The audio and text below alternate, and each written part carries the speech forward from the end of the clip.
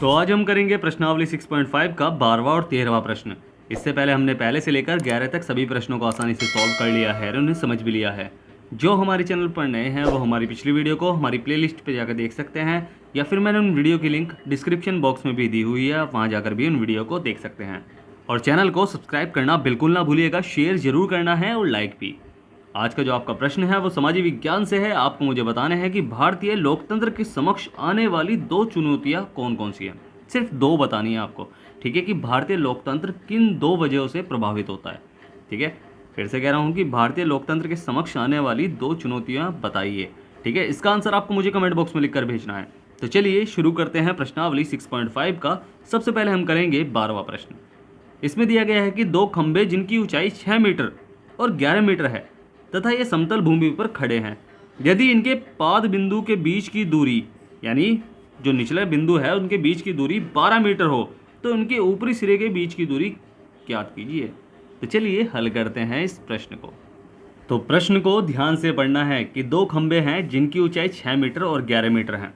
ठीक है, 6 मीटर ऊंचाई, मान लो कि ये एक खंभा है, ठीक है, और एक ये बड़े वाला खंभा है 11 मीटर वाला है। तो इसकी ऊंचाई यहाँ से पूरा पूरा, ठीक है, नीचे तक मैं सीधा कहूँ तो ये 11 मीटर है। कितनी है? 11 मीटर। और ये छोटे वाला जो खंभा है वो कितने मीटर का है? वो है 6 मीटर का।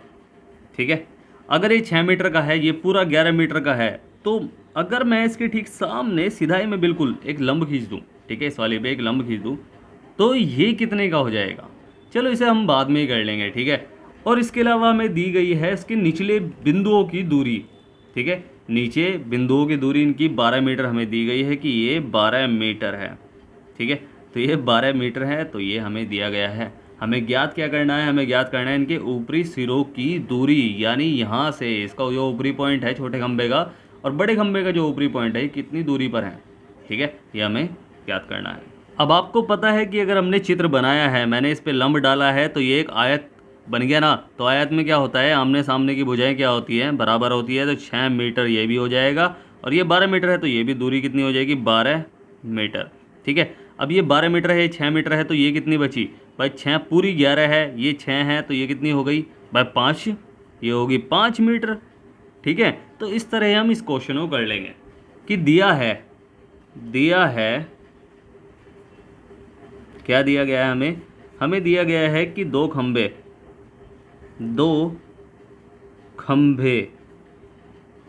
ठीक है, कौन कौन से जो हमने चित्र में बनाए हैं? एक तो ए बी बनाया है, तथा एक बनाया है भाई डी सी, कर लो डी सी। ए बी हमें दी गई है, ए बी हमें क्या दी गई है? ए बी हमें मतलब पहला खंभे की ऊंचाई हमें दी गई है 11 मीटर, और डी सी हमें दी गई है जो हमने चित्र में बना रखा है, ठीक है, वो 6 मीटर। ठीक है, ये हमने कर लिया। और इसके अलावा बी सी हमें दी गई है, बी सी जो हमें दी गई है वो दी गई है 12 मीटर। बी सी है क्या? बी सी है 12 मीटर, तो इसे भी हम लिख लेंगे, बी सी 12 मीटर है। अब बी सी 12 मीटर है, तो हमें पता है कि बी सी जो है वो डी सी के बराबर है, तो डी सी भी क्या हो जाएगी? इसे भी लिख लो कि डी सी भी 12 मीटर है। तो ठीक है, दोनों साइड मैंने लिख लिया, मतलब डी ई भी 12 मीटर है। ठीक है, 12 मीटर है डी ई बराबर है बी सी के। ठीक है, और जब डी सी 6 मीटर है, तो ठीक मैं इसके सामने मैंने क्या बनाया है? एक लंब खींचा है, तो इसका मतलब यह है कि बी ई भी क्या होगी? 6 मीटर होगी, तो बी ई भी 6 मीटर है। अब ए ई हमें ज्ञात करना है। सबसे पहले तो ए ही हम ज्ञात करेंगे। ए ई बराबर क्या करेंगे उसमें कि ए बी माइनस क्या? B E. अब ए ई हम कैसे ज्ञात कर लेंगे? ए ई हमें ए बी में से बी माइनस करके हमें ज्ञात हो जाएगा। तो ए बी कितनी है? ए बी है 11 मीटर और बी है 6 मीटर, तो ए ई हमारी निकली है क्या? 5 मीटर। ठीक है, तो ये हमारी 5 मीटर निकली है। अब ये बन क्या रहा है भाई? खंभे सीधे खड़े हैं ना, तो ये तो समकोण त्रिभुज बन रहा है, तो समकोण त्रिभुज यहाँ बन रहा है। ठीक है, अब ये खंभे जब सीधे खड़े हैं तो ये एंगल 90 डिग्री का होगा, और ये तो भुजा ऊपर तक जा रही है ना, बस हमने इधर लंब डाला है, तो ये भी क्या होगा? 90 डिग्री का होगा। तो हम क्या करेंगे कि समकोण त्रिभुज ए डी ई में देखेंगे। ठीक है, तो समकोण त्रिभुज ए डी ई में इस त्रिभुज में क्या है कि इसमें कर्ण का स्क्वायर वही हम पाइथागोरस प्रमेय लगा देंगे। हमें आधार पता है, ऊंचाई पता है, हमें ये पता करना है बीच की दूरी यानी ए डी हमें ज्ञात करना है। या तो हम लिख सकते हैं कि ए डी हमें ज्ञात करना है कि इनके बीच की दूरी क्या है सिरों के। तो समकोण त्रिभुज ए डी में कर्ण का स्क्वायर बराबर आधार का स्क्वायर प्लस लंब का स्क्वायर। तो कर्ण क्या है हमारी, कर्ण है ए डी, तो ए डी तो हमें ज्ञात ही करना है। ए डी का स्क्वायर बराबर आधार है हमारी डी ई, तो डी ई यानी सीधा मैं कहूँ इसे मान रख रहा हूँ कि 12 का स्क्वायर और प्लस लंब हमारा है 5, तो 5 का स्क्वायर। अब बस इसे सॉल्व कर लेंगे तो ए डी का स्क्वायर तो जो का तू रहेगा और 12 12 144 होता है और 5 पंजे 25 होता है। तो ये हमने कर लिया। अब इसे हम कर लेंगे क्या, प्लस। तो ए डी हमारी निकल के आएगी, ए डी का स्क्वायर बराबर 1/5 4 9 हो गया और 4 और 2 6 हो गया और 1, और ये है 13 का कि ए डी हमारा बराबर निकल के आया √169 और 169 जो है उसका वर्गमूल है 13। क्या है, 13। तो ए डी बराबर हमारी निकली है 13 मीटर। बस 13 निकला है हमारा, तो ए डी हमारी 13 निकली है। तो दोनों खंभों के ऊपरी सिरों के बीच की दूरी क्या है, 13 मीटर है। तो आता है दोनों खंभों के ऊपरी सिरे या सिरों के बीच की दूरी कितनी है, 13 मीटर है। बस यही हमारा क्या है, आंसर है। ठीक है, समझ में आया ना। अब करते हैं 13वां प्रश्न। तो प्रश्न को पढ़ना है ध्यान से, ठीक है। जो हमें प्रश्न में दिया गया है उस हिसाब से मैंने एक चित्र बनाया है। बनाया कैसे है ये भी मैं आपको बताऊंगा कि एक त्रिभुज ए बी सी में जिसका कोण सी समकोण है, हमने त्रिभुज ए बी सी बनाया। मैंने भी इसलिए इधर रखा क्योंकि सी जो है वो समकोण है, तो इसलिए मैंने सी को समकोण बनाया। ठीक है, तो उसके बाद आपको भी सेम टू सेम ऐसे ही करना है। ठीक है, आपको भी ऐसे ही करना है। ठीक है, कि भुजाएं सी ए और सी बी पर क्रमशः बिंदु डी और ई स्थित है। सी ए पर भाई सी ए पर डी और सी बी पर ई स्थित है। इस प्रकार की सिद्ध कीजिए कि ए ई यानी ए ई का स्क्वायर प्लस बी डी का स्क्वायर बराबर ए बी का स्क्वायर यानी ए बी का स्क्वायर और प्लस डी ई का स्क्वायर, तो डी ई का स्क्वायर। अब मैंने इसलिए इन्हें मिलाया है। ठीक है, क्यों मिलाए हैं, क्योंकि देखो प्रश्न में ये भी पूछ रखा है। मैंने बिंदु तो बनाए थे 2, ठीक है, बट ए ई का स्क्वायर पूछा तो मैंने ए को ई से मिला लिया। ठीक है, प्लस बी डी, तो बी को डी से मिलाया बराबर ए बी तो हमारे पास है ही, और डी ई डी को ई से मिला लिया। ठीक है, तो इस तरह ही आप चित्र बनाएंगे और हम भी चित्र बनाएंगे ऐसे ही। ठीक है, चित्र ऐसे ही बनाना है, समझ गए। तो हम प्रश्न की शुरुआत कहाँ से करेंगे, जो हमें दिया गया है सबसे पहले तो वो लिखना है कि दिया है क्या दिया है हमें दिया है कि एक समकोण त्रिभुज है, समकोण त्रिभुज ए बी सी। ठीक है, जिसकी भुजाएं या भुजाओं ए सी तथा बी सी पर डी तथा ई बिंदु क्या है, स्थित हैं। अब देखो हमें सिद्ध क्या करना है कि ए ई का स्क्वायर। अब पहले तो ए ई देखो कहाँ है, ए ई यहाँ है। ठीक है, अब ए ई का स्क्वायर कब होगा, ये कर्ण होगा जब तो इसका स्क्वायर होगा। तो हमें क्या करना है, इस वाले त्रिभुज में ही देखना है।